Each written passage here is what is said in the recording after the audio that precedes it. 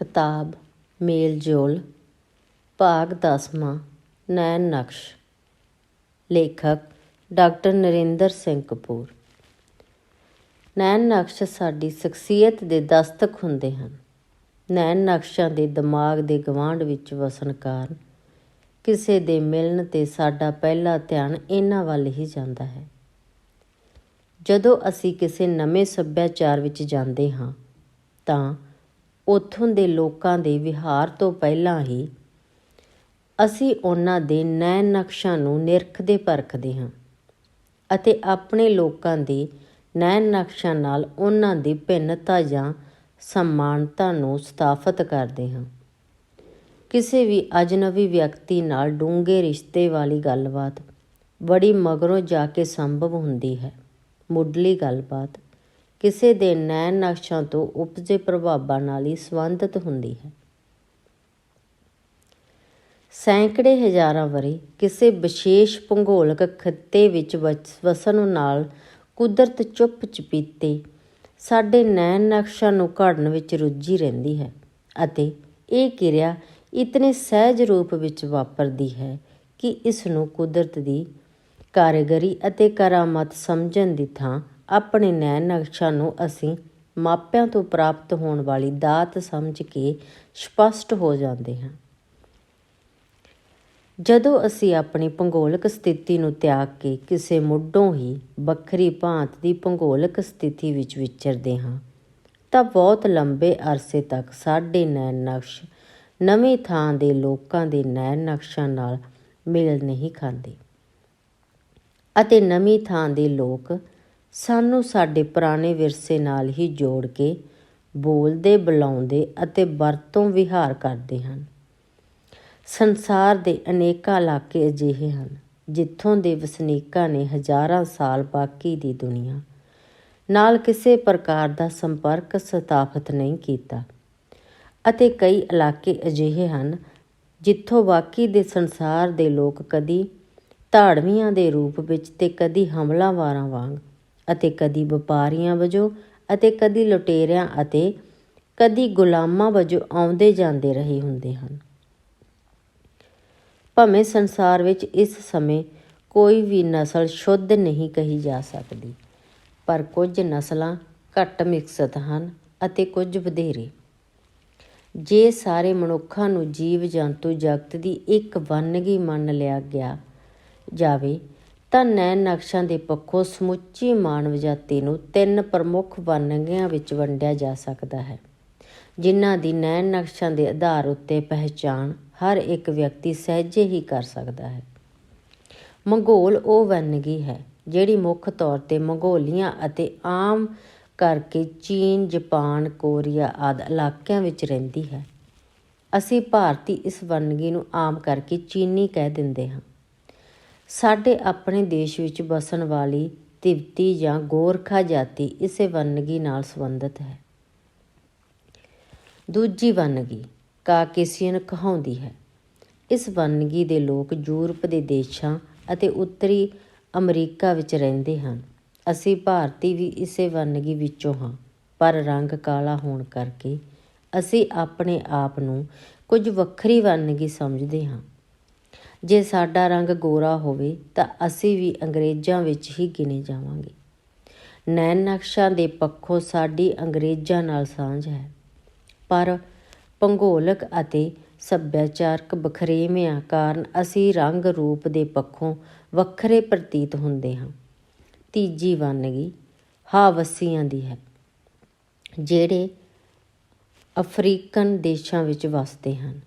ਇਹਨਾਂ ਨੂੰ ਯੂਰਪੀਅਨ ਗੁਲਾਮ ਬਣਾ ਕੇ ਅਮਰੀਕਾ ਆਦਿ ਦੇਸ਼ਾਂ ਵਿੱਚ ਲੈ ਗਏ, ਜਿੱਥੇ ਸਮੇਂ ਦੇ ਬੀਤਣ ਨਾਲ ਇਹਨਾਂ ਦੀ ਗਿਣਤੀ ਵੱਧ ਗਈ ਹੈ, ਪਰ ਨੈਣ ਨਕਸ਼ ਨਹੀਂ ਬਦਲੇ। ਇਸ ਵੰਨਗੀ ਦੇ ਲੋਕਾਂ ਨੂੰ ਨੀਗਰੋ ਵੀ ਕਹਿੰਦੇ ਹਨ। ਵੇਖਿਆ ਗਿਆ ਹੈ ਕਿ ਜਦੋਂ ਕੋਈ ਵਿਅਕਤੀ ਕਿਸੇ ਪਰਾਏ ਦੇਸ਼ ਜਾ ਕੇ ਵਸਦਾ ਹੈ ਤਾਂ ਉਸ ਦਾ ਯਤਨ ਇਹੀ ਹੁੰਦਾ ਹੈ ਕਿ ਉਹ ਨਵੀਂ ਥਾਂ ਜਾ ਕੇ ਉਸ ਇਲਾਕੇ ਵਿੱਚ ਰਹੇ ਜਿੱਥੋਂ ਦੇ ਪੌਣ ਪਾਣੀ ਉਸ ਦੀ ਆਪਣੀ ਜਨਮ ਭੂਮੀ ਨਾਲ ਮੇਲ ਖਾਂਦਾ ਹੋਵੇ। ਯੂਰਪੀਨ ਜਾਤੀਆਂ ਦੇ ਲੋਕ ਸਮੁੰਦਰ ਦੇ ਕਿਨਾਰਿਆਂ ਉੱਤੇ ਸਥਿਤ ਹਨ। ਇਸੇ ਲਈ ਜਦੋਂ ਉਹ ਭਾਰਤ ਆਏ ਤਾਂ ਉਹ ਸਮੁੰਦਰੀ ਤੱਟ 'ਤੇ ਨੇੜੇ ਤੇੜੇ ਹੀ ਵਸਣ ਲੱਗ ਪਏ। ਭਾਰਤ ਵਿੱਚ ਅੰਗਰੇਜ਼, ਸਪੇਨੀ, ਪੁਰਤਗਾਲੀ, ਫਰਾਂਸੀਸੀ ਆਦਿ ਆਏ, ਪਰ ਉਹ ਉਹਨਾਂ ਇਲਾਕਿਆਂ ਵਿੱਚ ਹੀ ਕੇਂਦਰਿਤ ਰਹੇ ਜਿਹੜੇ ਉਹਨਾਂ ਦੇ ਆਪਣੇ ਦੇਸ਼ ਦੇ ਪੌਣ ਪਾਣੀ ਨਾਲ ਮੇਲ ਖਾਂਦੇ ਸਨ। ਭਾਰਤ ਇੱਕ ਵਿਸ਼ਾਲ ਦੇਸ਼ ਹੈ। ਇਸ ਵਿੱਚ ਸਦਾ ਬਰਫਾਂ ਥੱਲੇ ਢਕੇ ਰਹਿਣ ਵਾਲੇ ਪਹਾੜ ਵੀ ਹਨ ਅਤੇ ਪਾਣੀ ਦੀ ਬੂੰਦ ਬੂੰਦ ਲਈ ਸਹਿਕਦੇ ਮਾਰੂਥਲ ਵੀ। ਇੱਥੇ ਜੰਗਲ ਵੀ ਹਨ ਅਤੇ ਮਨੁੱਖ ਦੀਆਂ ਆਬਾਦ ਕੀਤੀਆਂ ਵਾਰਾਂ ਵੀ ਹਨ। ਲੋਕਾਂ ਦੇ ਨੈਣ ਨਕਸ਼ਾਂ ਦੇ ਪੱਖੋਂ ਭਾਰਤ ਇੱਕ ਅਜਾਇਬ ਘਰ ਹੈ। ਸਾਡੇ ਦੇਸ਼ ਵਿੱਚ ਨੈਣ ਨਕਸ਼ਾਂ ਦੀ ਵੰਨਗੀ ਦੀ ਭਰਮਾਰ ਹੈ। ਸੈਰ ਸਪਾਟੇ ਦੀ ਫਿਰਤੀ ਦੀ ਘਾਟ ਕਾਰਨ ਆਪਣੇ ਦੇਸ਼ ਦੇ ਇਸ ਪੱਖ ਦੀ ਵੰਨ ਸਵੰਨਤਾ ਪ੍ਰਤੀ ਅਸੀਂ ਸੁਚੇਤ ਨਹੀਂ ਹੋਏ। ਇਹੀ ਕਾਰਨ ਹੈ ਕਿ ਦੂਜਿਆਂ ਨੂੰ ਸਮਝਣ ਦੀ ਥਾਂ ਵੱਖ-ਵੱਖ ਨੈਣ ਨਕਸ਼ਾਂ ਵਾਲੇ ਲੋਕ ਆਪਣੇ ਆਪ ਨੂੰ ਵਡਿਆਉਣ ਵਿੱਚ ਰੁੱਝੇ ਹੋਏ ਹਨ। ਅਗਿਆਨਤਾ ਆਪਣੀ ਕਿਸਮ ਦਾ ਘਮੰਡ ਅਤੇ ਗੁਮਾਨ ਸਿਰਜਦੀ ਹੈ। ਨੈਣ ਨਕਸ਼ਾਂ ਵਿੱਚ ਅੱਖਾਂ ਸਭ ਤੋਂ ਮਹੱਤਵਪੂਰਨ ਹੁੰਦੀਆਂ ਹਨ।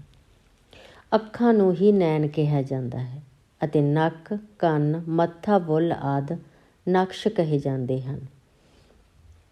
ਅੱਖਾਂ ਸਰੀਰ ਦਾ ਸਭ ਤੋਂ ਚੁਸਤ ਭਾਗ ਹੁੰਦੀਆਂ ਹਨ।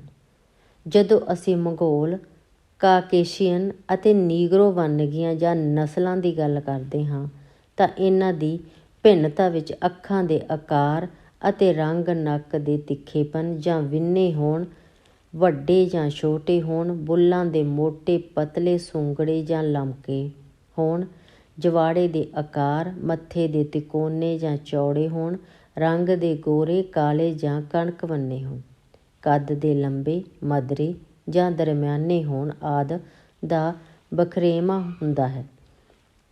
ਅੱਖਾਂ ਇਸ ਲਈ ਮਹੱਤਵਪੂਰਨ ਹਨ ਕਿਉਂਕਿ ਇਹ ਸਾਡੇ ਦਿਮਾਗ ਦਾ ਨੰਗਾ ਭਾਗ ਹਨ।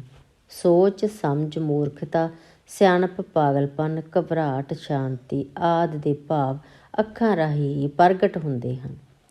ਦੱਸਦੇ ਸੰਸਾਰ ਬਾਰੇ ਸਾਡੇ ਸਾਰੇ ਗਿਆਨ ਦਾ 3/4 ਭਾਗ ਸਾਨੂੰ ਅੱਖਾਂ ਰਾਹੀਂ ਪ੍ਰਾਪਤ ਹੁੰਦਾ ਹੈ। ਕਿਸੇ ਵਸਤ ਦਾ ਆਕਾਰ, ਰੰਗ, ਰੂਪ, ਦੂਰੀ, ਸਥਿਤੀ, ਉਪਯੋਗਤਾ ਆਦਿ ਨੂੰ ਅਸੀਂ ਅੱਖਾਂ ਨਾਲ ਹੀ ਪਰਖਦੇ ਹਾਂ। ਅੱਖਾਂ ਦੀਆਂ ਸਮੱਸਿਆਵਾਂ ਦੀ ਉਮਰ ਲੰਬੀ ਨਹੀਂ। ਜਦੋਂ ਤੋਂ ਮਨੁੱਖ ਨੂੰ ਬਹੁਤ ਨੇੜਿਓਂ ਵੇਖਣ ਦੀ ਲੋੜ ਪਈ ਹੈ, ਉਸ ਦੀਆਂ ਅੱਖਾਂ ਦਾ ਆਕਾਰ ਸੁੰਗੜਦਾ ਗਿਆ ਹੈ। ਦੂਰ ਵੇਖਣ ਨਾਲ ਅਸੀਂ ਅੱਖਾਂ ਨੂੰ ਵਧੇਰੇ ਖੋਲ੍ਹਦੇ ਹਾਂ ਅਤੇ ਨੇੜੇ ਵੇਖਣ ਨਾਲ ਦ੍ਰਿਸ਼ਟੀ ਨੂੰ ਕੇਂਦਰਿਤ ਕਰਨ ਲਈ ਇਹਨਾਂ ਨੂੰ ਸੰਕੇੜਦੇ ਹਾਂ। ਮਾਰੂਥਲਾਂ ਵਾਂਗ ਜਿੱਥੇ ਲਿਸ਼ਕੋਰ ਵਧੇਰੇ ਹੁੰਦੀ ਹੈ, ਉੱਥੋਂ ਦੇ ਲੋਕਾਂ ਦੀਆਂ ਅੱਖਾਂ ਨਿੱਕੀਆਂ ਹੁੰਦੀਆਂ ਹਨ ਅਤੇ ਜਿੱਥੇ ਰੌਸ਼ਨੀ ਦੀ ਘਾਟ ਹੋਵੇ, ਉੱਥੇ ਵਸਣ ਵਾਲੇ ਲੋਕਾਂ ਦੀਆਂ ਅੱਖਾਂ ਵੱਡੀਆਂ ਹੁੰਦੀਆਂ ਹਨ। ਹਨੇਰੇ ਵਿੱਚ ਅਸੀਂ ਅੱਖਾਂ ਨੂੰ ਫੈਲਾਉਂਦੇ ਹਾਂ ਅਤੇ ਧੁੱਪ ਵਿੱਚ ਇਸ ਨੂੰ ਲਗਭਗ ਬੰਦ ਹੀ ਕਰ ਲੈਂਦੇ ਹਾਂ। ਦੂਰ ਵੇਖਣ ਵਾਸਤੇ ਵੀ ਅਸੀਂ ਅੱਖਾਂ ਫੈਲਾਉਂਦੇ ਹਾਂ। ਨਿਰਸੰਦੇਹ ਸ਼ਿਕਾਰ ਯੁੱਗ ਵਿੱਚ ਮਨੁੱਖ ਨੂੰ ਦੂਰ ਤੱਕ ਵੇਖਣ ਦੀ ਲੋੜ ਸੀ, ਸੋ ਉਸ ਦੀਆਂ ਅੱਖਾਂ ਦੇ ਡੇਲੇ ਵੱਡੇ ਸਨ। ਭਾਵੇਂ ਇਹ ਹੈਰਾਨੀ ਭਰਿਆ ਤੱਥ ਲੱਗੇ, ਪਰ ਸਾਰੇ ਲੋਕ ਸਾਰੇ ਰੰਗਾਂ ਨੂੰ ਇੱਕੋ ਢੰਗ ਨਾਲ ਨਹੀਂ ਵੇਖਦੇ।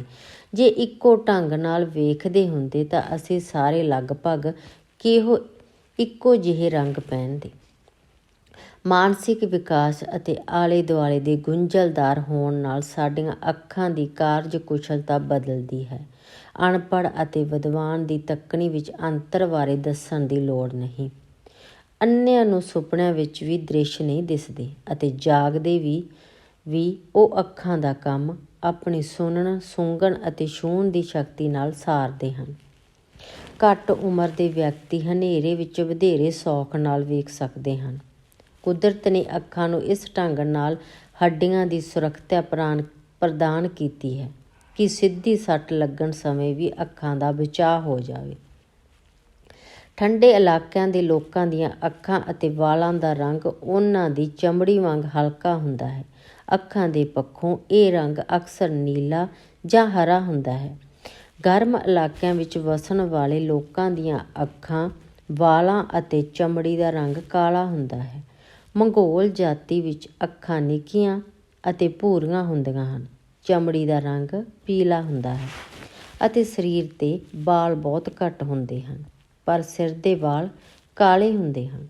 ਮੰਗੋਲ ਜਾਤੀ ਵਿੱਚ ਸਰੀਰ ਉੱਤੇ ਜਾਂ ਦਾੜ੍ਹੀ ਦੇ ਵਾਲ ਘੱਟ ਹੁੰਦੇ ਹਨ, ਪਰ ਸਿਰ ਦੇ ਵਾਲ ਘਣੇ ਹੁੰਦੇ ਹਨ। ਮੰਗੋਲ ਜਾਤੀ ਵਿੱਚ ਗੰਜੇ ਆਮ ਨਹੀਂ ਮਿਲਣਗੇ।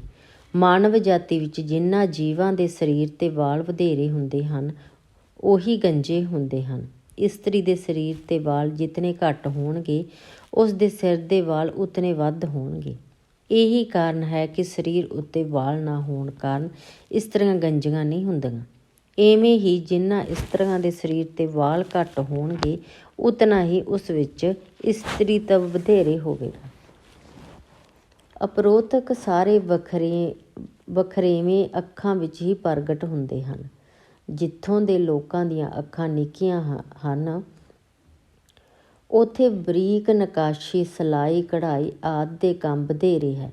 ਜਿੱਥੋਂ ਦੇ ਲੋਕਾਂ ਦੀਆਂ ਅੱਖਾਂ ਵੱਡੀਆਂ ਹਨ, ਉੱਥੋਂ ਦੇ ਲੋਕ ਸ਼ਿਕਾਰ ਖੇਡਣ ਦੇ ਪੱਖੋਂ ਵਧੇਰੇ ਨਿਪੁੰਨ, ਜੰਗ ਦੇ ਪੱਖੋਂ ਵਧੇਰੇ ਤਤਪਰ ਅਤੇ ਮੋਟੀਆਂ ਵੱਡੀਆਂ ਚੀਜ਼ਾਂ ਬਣਾਉਣ ਵਿੱਚ ਵਧੇਰੇ ਨਿਪੁੰਨ ਹੋਣਗੇ। ਭਾਰਤੀਆਂ ਦੀਆਂ ਅੱਖਾਂ ਬਦਾਮ ਦੀ ਸ਼ਕਲ ਦੀਆਂ ਹਨ। ਮੰਗੋਲਾਂ ਦੀਆਂ ਅੱਖਾਂ ਨੇਜ਼ਾਂ ਵਰਗੀਆਂ ਅਤੇ ਕਾਕੇਸ਼ੀਅਨ ਕੌਮਾਂ ਦੀਆਂ ਅੱਖਾਂ ਕਾਜੂਆਂ ਵਰਗੀਆਂ ਹਨ। ਅੱਖਾਂ ਦਾ ਆਕਾਰ ਸਭ ਦਾ ਲਗਭਗ ਬਰਾਬਰ ਹੈ, ਪਰ ਅੱਖਾਂ ਨੂੰ ਵਰਤਣ ਦੀ ਲੋੜ ਅਨੁਸਾਰ ਅਤੇ ਰੌਸ਼ਨੀ ਦੇ ਅਨੁਪਾਤ ਵਿੱਚ ਪਲਕਾਂ ਦਾ ਆਕਾਰ ਵੱਖ-ਵੱਖ ਹੋਣ ਕਾਰਨ ਇਹ ਛੋਟੀਆਂ ਵੱਡੀਆਂ ਲੱਗਦੀਆਂ ਹਨ। ਭਾਰਤੀਆਂ ਦੀਆਂ ਪਲਕਾਂ ਮੋਟੀਆਂ ਅਤੇ ਝਿਮਣੀਆਂ ਸੰਘਣੀਆਂ ਹੁੰਦੀਆਂ ਹਨ। ਉਪਰੋਕਤ ਸਾਰੇ ਵਖਰੇਵੇਂ ਰਲ ਕੇ ਅੱਖਾਂ ਵੱਲੋਂ ਚਿਹਰੇ ਦੀ ਨੁਹਾਰ ਬਦਲਣ ਦੇ ਕਾਰਜ ਵਿੱਚ ਸਹਾਈ ਹੁੰਦੇ ਹਨ। ਸਾਡੀਆਂ ਅੱਖਾਂ ਦੇ ਚਰਨਾਂ ਵਿੱਚ ਸਾਡਾ ਨੱਕ ਵੱਸਦਾ ਹੈ। ਮਨੁੱਖ ਨੱਕ ਨੂੰ ਇੱਕ ਵਾਧੂ ਜਿਹੀ ਚੀਜ਼ ਸਮਝਦਾ ਹੈ। ਚਿਹਰੇ ਦੇ ਹੋਰ ਨਕਸ਼ਾਂ ਨੂੰ ਉਭਾਰਨ ਵਾਸਤੇ ਮਨੁੱਖ ਨੱਕ ਦਾ ਪ੍ਰਭਾਵ ਘਟਾਉਣ ਦਾ ਯਤਨ ਕਰਦਾ ਹੈ। ਨੱਕ ਵਿੱਚ ਪਾਏ ਜਾਣ ਵਾਲੇ ਗਹਿਣੇ ਦੂਜਿਆਂ ਦਾ ਧਿਆਨ ਨੱਕ ਤੋਂ ਹਟਾ ਕੇ ਗਹਿਣਿਆਂ ਉੱਤੇ ਕੇਂਦਰਿਤ ਕਰਨ ਦਾ ਹੀ ਉਪਰਾਲਾ ਮੰਤਰ ਹਨ। ਨੱਕ ਵਾਂਗ ਹੀ ਕੰਨਾਂ ਨੂੰ ਅਸੀਂ ਖੂਬਸੂਰਤੀ ਦੇ ਦੁਸ਼ਮਣ ਸਮਝਦੇ ਹਾਂ, ਪਰ ਇਹਨਾਂ ਦੇ ਮਹੱਤਵ ਤੋਂ ਲਗਭਗ ਸਾਰੀ ਮਾਨਵ ਜਾਤੀ ਅਣਜਾਣ ਹੈ। ਜ਼ਰਾ ਨੱਕ ਬੰਦ ਕਰਕੇ ਵੇਖੋ, ਤੁਹਾਡੀ ਆਵਾਜ਼ ਕਿਹੋ ਜਿਹੀ ਹੈ। ਨੱਕ ਬੰਦ ਕਰਕੇ ਸੇਬ ਖਾਓ, ਵੇਖੋ ਕਿਹੋ ਜਿਹਾ ਸਵਾਦ ਹੈ। ਨੱਕ ਨੂੰ ਜੇ ਕੁਦਰਤ ਨੇ ਚਿਹਰੇ ਦੇ ਵਿਚਕਾਰ ਲਾਇਆ ਹੈ ਤਾਂ ਕੋਈ ਵਿਸ਼ੇਸ਼ ਮਕਸਦ ਹੋਵੇਗਾ। ਜਿੱਥੇ ਹਵਾ ਘੱਟ ਹੁੰਦੀ ਹੈ, ਉੱਥੋਂ ਦੇ ਲੋਕਾਂ ਨੂੰ ਸਾਹ ਵਧੇਰੇ ਲੈਣਾ ਪੈਂਦਾ ਹੈ, ਪਰ ਉਹਨਾਂ ਦਾ ਨੱਕ ਅਕਸਰ ਵੱਡਾ ਹੁੰਦਾ ਹੈ। ਜਿੱਥੇ ਸਰਦੀ ਹੋਵੇ, ਉੱਥੇ ਨੱਕ ਅਕਸਰ ਛੋਟਾ ਅਤੇ ਚਿਪਕਿਆ ਹੋਇਆ ਹੁੰਦਾ ਹੈ। ਇਸਤਰੀਆਂ ਇਸ ਲਈ ਪੁਰਸ਼ਾਂ ਨਾਲੋਂ ਸੋਹਣੀਆਂ ਹੁੰਦੀਆਂ ਹਨ, ਕਿਉਂਕਿ ਉਹਨਾਂ ਦਾ ਨੱਕ ਛੋਟਾ ਹੁੰਦਾ ਹੈ ਅਤੇ ਛੋਟਾ ਹੀ ਰਹਿੰਦਾ ਹੈ, ਜਦੋਂ ਕਿ ਬੁਢਾਪੇ ਵਿੱਚ ਪੁਰਸ਼ਾਂ ਦਾ ਨੱਕ ਅਕਸਰ ਊਠ ਦੇ ਬੁੱਲ੍ਹ ਵਰਗਾ ਹੋ ਜਾਂਦਾ ਹੈ। ਕਿਸੇ ਵਸਤੂ ਦੀ ਸੁਆਦੀ ਜਾਂ ਬੇਸੁਆਦੀ ਹੋਣ ਦਾ ਨਿਰਣਾ ਸਾਡੀ ਜੀਭ ਨਹੀਂ, ਸਾਡਾ ਨੱਕ ਕਰਦਾ ਹੈ। ਕਵਿਤਾ ਵਿੱਚ ਅੱਖਾਂ, ਗੱਲਾਂ, ਬੁੱਲ੍ਹਾਂ ਆਦਿ ਦੀ ਪ੍ਰਸ਼ੰਸਾ ਹੋਈ ਹੈ, ਪਰ ਨੱਕ ਅਤੇ ਕੰਨ ਅਣਗੌਲੇ ਹੀ ਰਹਿ ਗਏ ਹਨ। ਰਾਤ ਵੇਲੇ ਜਦੋਂ ਸਾਡੇ ਨੱਕ ਦੀ ਇੱਕ ਨਾਲ ਸਾਹ ਲੈ ਲੈ ਕੇ ਥੱਕ ਜਾਂਦੀ ਹੈ ਤਾਂ ਦੂਜੀ ਨਾਲ ਨੂੰ ਵਰਤਣ ਲਈ ਅਸੀਂ ਪਾਸਾ ਪਲਟ ਕੇ ਦੂਜੇ ਪਾਸੇ ਹੋ ਕੇ ਸੌਂ ਜਾਂਦੇ ਹਾਂ। ਨੱਕ ਹੀ ਸਾਨੂੰ ਗਲੀ ਸੜੀ ਚੀਜ਼ ਖਾਣ ਤੋਂ ਵਰਜਦਾ ਹੈ ਅਤੇ ਸੁਆਦੀ ਚੀਜ਼ ਖਾਣ ਲਈ ਪ੍ਰੇਰਦਾ ਹੈ। ਜਦੋਂ ਨੱਕ ਬੰਦ ਹੋਵੇ ਜਾਂ ਜ਼ੁਕਾਮ ਹੋਵੇ ਤਾਂ ਕੁਝ ਵੀ ਸੁਆਦ ਨਹੀਂ ਲੱਗਦਾ ਅਤੇ ਵਿਅਕਤੀ ਦਾ ਭਾਰ ਘਟਣ ਲੱਗ ਪੈਂਦਾ ਹੈ। ਸਾਡੀ ਆਵਾਜ਼ ਨੂੰ ਸੁਰੀਲਾ ਸਾਡਾ ਗਲਾ ਨਹੀਂ, ਸਾਡਾ ਨੱਕ ਬਣਾਉਂਦਾ ਹੈ। ਨਿਰਸੰਦੇਹ ਨੱਕ ਦੇ ਰੂਪ ਦੇ ਪੱਖੋਂ ਮਨੁੱਖ ਰੱਬ ਨਾਲ ਨਾਰਾਜ਼ ਹੈ, ਪਰ ਜੇ ਤੁਸੀਂ ਨੱਕ ਵੱਲੋਂ ਕੀਤੀ ਜਾਣ ਵਾਲੀ ਮਿਹਨਤ ਵੱਲ ਧਿਆਨ ਦਿਓ ਤਾਂ ਇਸ ਦੀ ਹਜ਼ੂਰੀ ਵਿੱਚ ਤੁਹਾਡੇ ਹੱਥ ਆਪ ਮੁਹਾਰੇ ਜੁੜ ਜਾਣਗੇ। ਇਹ ਫੇਫੜਿਆਂ ਲਈ ਹਵਾ ਛਾਣਦਾ ਹੈ, ਮਿੱਟੀ ਘੱਟੇ ਨੂੰ ਅੰਦਰ ਜਾਣ ਤੋਂ ਰੋਕਦਾ ਹੈ। ਜਿੱਥੇ ਵਧੇਰੇ ਮਿੱਟੀ ਘੱਟਾ ਹੋਵੇ, ਉੱਥੇ ਇਸ ਦੀ ਹਵਾ ਸਾਫ਼ ਕਰਨ ਦੀ ਸਮਰੱਥਾ ਕਈ ਗੁਣਾ ਵੱਧ ਜਾਂਦੀ ਹੈ। ਅਜਿਹੀਆਂ ਥਾਵਾਂ 'ਤੇ ਕੰਮ ਕਰਨ ਵਾਲੇ ਲੋਕਾਂ ਦੇ ਨੱਕਾਂ ਵਿੱਚੋਂ ਚੂਹੇ ਵਧੇਰੇ ਨਿਕਲਦੇ ਹਨ। ਨੱਕ ਹਵਾ ਨੂੰ ਸਾਫ਼ ਹੀ ਨਹੀਂ ਕਰਦਾ, ਸੁੱਕੀ ਹਵਾ ਨੂੰ ਤਰ ਵੀ ਕਰਦਾ ਹੈ। ਕਈ ਵਾਰੀ ਜ਼ੁਕਾਮ ਰਾਹੀਂ ਖੁਸ਼ਕ ਹਵਾ ਤੇ ਛਿੜਕਾਓ ਕਰਨ ਲਈ ਸਰੀਰ ਵੱਲੋਂ ਨੱਕ ਰਾਹੀਂ ਪਾਣੀ ਦੀ ਮਾਤਰਾ ਵਧਾਈ ਜਾਂਦੀ ਹੈ। ਸਾਡੇ ਨੱਕ ਵਿਚਲੇ ਸਫਾਈ ਵਿੱਚ ਲੱਗੇ ਵਾਲਾਂ ਵਿੱਚੋਂ ਲੰਘ ਆਏ ਜਰਾਸੀਮਾਂ ਨੂੰ ਧਲਕਾਉਣ ਅਤੇ ਪਸਾਉਣ ਦਾ ਕਾਰਜ ਕਰਦਾ ਹੈ। ਜਦੋਂ ਸੀਂਡ ਆਪਣੀ ਸ਼ਕਤੀ ਮੁਕਾ ਲਵੇ ਤਾਂ ਨੱਕ ਉਸਨੂੰ ਖਾਰਜ ਕਰਕੇ ਨਵੇਂ ਸੀਂਡ ਨੂੰ ਸਿਰਜਣ ਲੱਗ ਪੈਂਦਾ ਹੈ। ਨੱਕ ਰਾਹੀਂ ਹੀ ਅਸੀਂ ਵਿਅਕਤੀਆਂ, ਘਰਾਂ ਅਤੇ ਕਮਰਿਆਂ ਨੂੰ ਉਸ ਦੀ ਗੰਧ ਸੁਗੰਧ ਨਾਲ ਪਛਾਣਦੇ ਹਾਂ। ਸਦਾ ਨੰਗਾ ਰਹਿਣ ਕਾਰਨ ਸਾਡਾ ਨੱਕ ਅਨੇਕਾਂ ਦੁੱਖਾਂ ਕਸ਼ਟਾਂ ਨੂੰ ਝੱਲਦਾ ਹੈ। ਉਮਰ ਦੇ ਵਧਣ ਨਾਲ ਨੱਕ ਦੀ ਸੁੰਘਣ ਸ਼ਕਤੀ ਘਟਦੀ ਹੈ ਅਤੇ ਇਸ ਸ਼ਕਤੀ ਦੇ ਘਟਣ ਦੇ ਅਨੁਪਾਤ ਵਿੱਚ ਅਸੀਂ ਖੁਰਾਕ ਵਜੋਂ ਆਨੰਦ ਨਾ ਮਾਣਨ ਕਾਰਨ ਉਸ ਦੀ ਮਾਤਰਾ ਘਟਾ ਦਿੰਦੇ ਹਾਂ। ਪਰ ਬੁਢਾਪੇ ਵਿੱਚ ਅੱਖਾਂ, ਕੰਨਾਂ ਦੇ ਮੁਕਾਬਲੇ ਨੱਕ ਆਪਣਾ ਕਾਰਜ ਵਧੇਰੇ ਯੋਗਤਾ ਨਾਲ ਕਰਦਾ ਹੈ ਅਤੇ ਅੰਤ ਤੱਕ ਇਹ ਸਾਡੇ ਨਾਲ ਨਿਭਦਾ ਹੈ। ਨੱਕ ਵਾਂਗ ਹੀ ਕੰਨਾਂ ਦੀ ਸ਼ਕਲ ਸੂਰਤ ਮਨੁੱਖ ਨੂੰ ਸ਼ਰਮਸਾਰ ਕਰਦੀ ਹੈ। ਕੁਦਰਤ ਕਿਤਨੀ ਸਿਆਣੀ ਹੈ ਕਿ ਇਸ ਨੇ ਐਨਕਾਂ ਲਾਉਣ ਦੀ ਥਾਂ ਦਾ ਪਹਿਲਾਂ ਹੀ ਪ੍ਰਬੰਧ ਕੀਤਾ ਹੋਇਆ ਹੈ। ਸੁਣਨ ਦੀ ਸ਼ਕਤੀ ਤੋਂ ਪਹਿਲਾਂ ਭਾਵਕ ਪੱਖੋਂ ਮਨੁੱਖ ਅੰਨ੍ਹਿਆਂ ਨਾਲੋਂ ਵੀ ਵਧੇਰੇ ਭੈੜੀ ਸਥਿਤੀ ਵਿੱਚ ਵਿਚਰਦਾ ਹੈ। ਜਿਹੜੇ ਸੁਣਨਾ ਨਹੀਂ ਜਾਣਦੇ ਉਹ ਬੋਲਣਾ ਵੀ ਨਹੀਂ ਜਾਣਦੇ, ਕਿਉਂਕਿ ਅਸੀਂ ਸੁਣੀਆਂ ਹੋਈਆਂ ਆਵਾਜ਼ਾਂ ਹੀ ਦੁਹਰਾ ਕੇ ਬੋਲਣਾ ਸਿੱਖਦੇ ਹਾਂ। ਅਸੀਂ ਆਪਣੀ ਆਵਾਜ਼ ਨੂੰ ਹੋਰ ਤਰ੍ਹਾਂ ਸੁਣਦੇ ਹਾਂ। ਸੁਣਨ ਵਾਲਾ ਵਿਅਕਤੀ ਸਾਡੀ ਆਵਾਜ਼ ਨੂੰ ਹੋਰ ਤਰ੍ਹਾਂ ਸੁਣਦਾ ਹੈ। ਜੇ ਤੁਸੀਂ ਆਪਣੀ ਆਵਾਜ਼ ਟੈਪ ਕਰਕੇ ਦੇਖੋ ਤਾਂ ਤੁਹਾਨੂੰ ਇੱਕ ਅੰਤਰ ਸਮਝ ਆਵੇਗਾ। ਦੋਵੇਂ ਕੰਨ ਸਾਨੂੰ ਤੁਰਨ ਵਿੱਚ ਸੰਤੁਲਨ ਪ੍ਰਦਾਨ ਕਰਦੇ ਹਨ। ਜਿਸ ਦਾ ਇੱਕ ਕੰਨ ਦੁਖਦਾ ਹੋਵੇ ਉਹ ਸਿੱਧਾ ਨਹੀਂ ਤੁਰ ਸਕਦਾ। ਜਿਸ ਦੇ ਦੋਵੇਂ ਦੁਖਦੇ ਹੋਣ ਉਹ ਤੁਰ ਹੀ ਨਹੀਂ ਸਕਦਾ। ਕੰਨਾਂ ਵਿੱਚ ਉੱਚੀਆਂ ਆਵਾਜ਼ਾਂ ਦੇ ਮੁਕਾਬਲੇ ਧੀਮੀਆਂ ਆਵਾਜ਼ਾਂ ਸੁਣਨ ਦੀ ਸਮਰੱਥਾ ਵਧੇਰੇ ਹੁੰਦੀ ਹੈ। ਅੱਖਾਂ, ਨੱਕ ਆਦਿ ਨੂੰ ਵਰਤਣ ਲਈ ਕੁਝ ਨਾ ਕੁਝ ਜ਼ੋਰ ਲੱਗਦਾ ਹੈ, ਪਰ ਕੰਨ ਸਹਿਜ ਸੁਭਾਅ ਆਪਣਾ ਕੰਮ ਕਰਦੇ ਹਨ। ਮਰ ਰਿਹਾ ਵਿਅਕਤੀ ਹੋਰ ਸਾਰੀਆਂ ਸ਼ਕਤੀਆਂ ਦੇ ਫੇਲ ਹੋਣ ਜਾਣ ਦੇ ਬਾਵਜੂਦ ਵੀ ਸੁਣ ਸਕਦਾ ਹੁੰਦਾ ਹੈ, ਪਰ ਉਸ ਕੋਲ ਬੋਲਣ ਦੀ ਸ਼ਕਤੀ ਨਾ ਹੋਣ ਕਾਰਨ ਅਸੀਂ ਸਮਝਦੇ ਹਾਂ ਕਿ ਉਸਨੂੰ ਸੁਣਦਾ ਵੀ ਨਹੀਂ ਹੋਵੇਗਾ।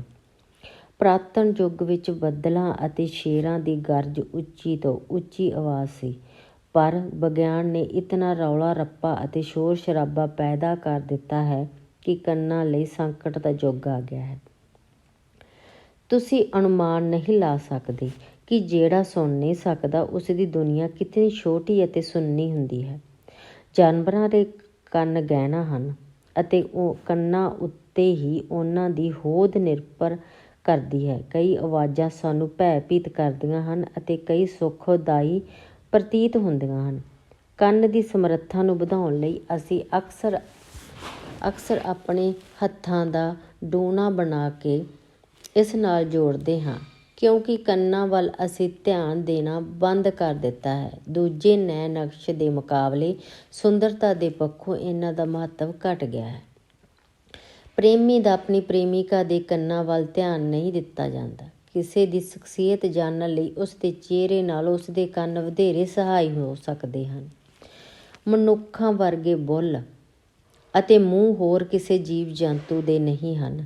ਜਾਨਵਰਾਂ ਨਾਲੋਂ ਵੱਖਰੀ ਪ੍ਰਕਾਰ ਦਾ ਭੋਜਨ ਖਾਣ ਕਾਰਨ ਮਨੁੱਖ ਦੇ ਬੁੱਲ੍ਹਾਂ ਵਾਲੇ ਮੂੰਹ ਦਾ ਪਾਰਟ ਛੋਟਾ ਹੁੰਦਾ ਗਿਆ ਹੈ।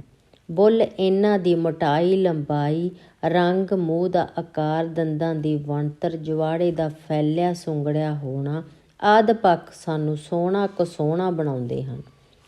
ਬੁੱਲ੍ਹਾਂ ਨਾਲ ਹੀ ਅਸੀਂ ਪਿਆਰ, ਨਫ਼ਰਤ, ਗੁੱਸਾ, ਦ੍ਰਿੜਤਾ ਆਦਿ ਪ੍ਰਗਟਾਉਂਦੇ ਹਾਂ। ਨੀਗਰੋ ਜਾਤੀ ਦੇ ਬੁੱਲ੍ਹ ਮੋਟੇ ਅਤੇ ਭਾਰੇ ਹੁੰਦੇ ਹਨ।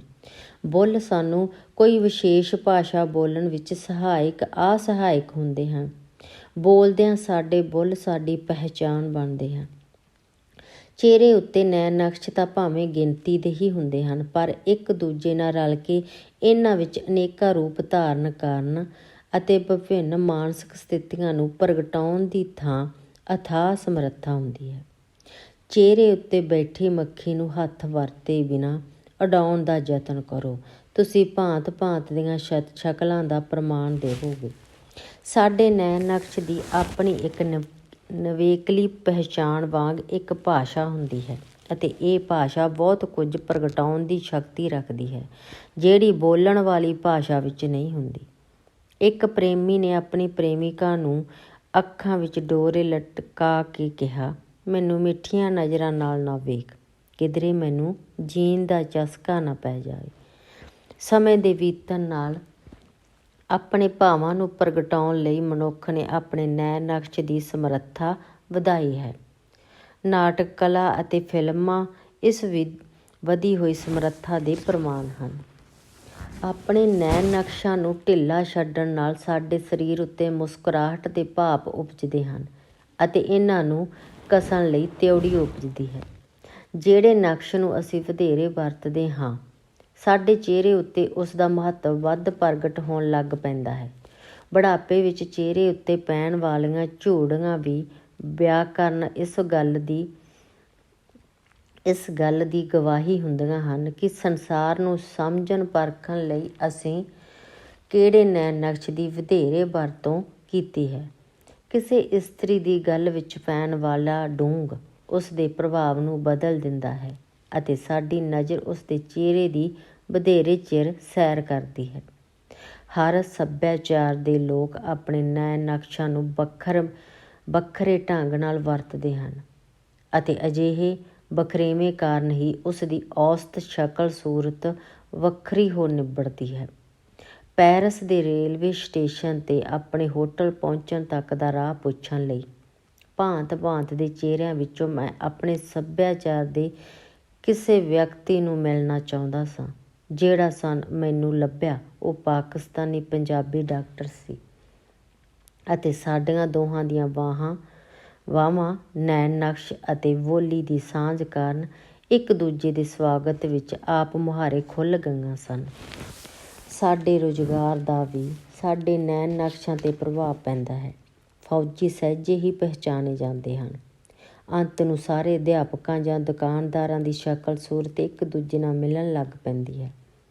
ਤੁਹਾਡੀ ਅਮੀਰੀ ਇਸ ਗੱਲ ਵਿੱਚ ਨਹੀਂ ਕਿ ਤੁਹਾਡੇ ਕੋਲ ਧਨ ਕਿਤਨਾ ਹੈ, ਸਗੋਂ ਇਸ ਗੱਲ ਵਿੱਚ ਹੈ ਕਿ ਤੁਹਾਡੇ ਨੈਣ ਨਕਸ਼ਾਂ ਦਾ ਅਨੁਭਵ ਘੇਰਾ ਅਤੇ ਵਾਹੀ ਖਾਤਾ ਕਿਤਨਾ ਵਿਸ਼ਾਲ ਹੈ। ਆਸ ਹੈ ਨਾ ਕੇਵਲ ਤੁਸੀਂ ਆਪਣੇ ਨੈਣ ਨਕਸ਼ਾਂ ਨੂੰ ਵਧੇਰੇ ਸਮਝੋਗੇ, ਸਗੋਂ ਦੂਜਿਆਂ ਦੇ ਨੈਣ ਨਕਸ਼ਾਂ ਪ੍ਰਤੀ ਤੁਹਾਡੇ ਵਿੱਚ ਸਤਿਕਾਰ ਦੀ ਭਾਵਨਾ ਵੀ ਵਧੇਗੀ। ਨੈਣ ਨਕਸ਼ ਸਾਡੀ ਸ਼ਖਸੀਅਤ ਦੇ ਦਸਤਕ ਹੁੰਦੇ ਹਨ। ਸਾਡੀ ਆਮਦਨ ਕਿਤਨੀ ਵੀ ਵੱਧ ਜਾਵੇ, ਸਾਡੀ ਲਿਖਾਈ ਅਤੇ ਦਸਤਕ ਨਹੀਂ ਬਦਲਣੀ।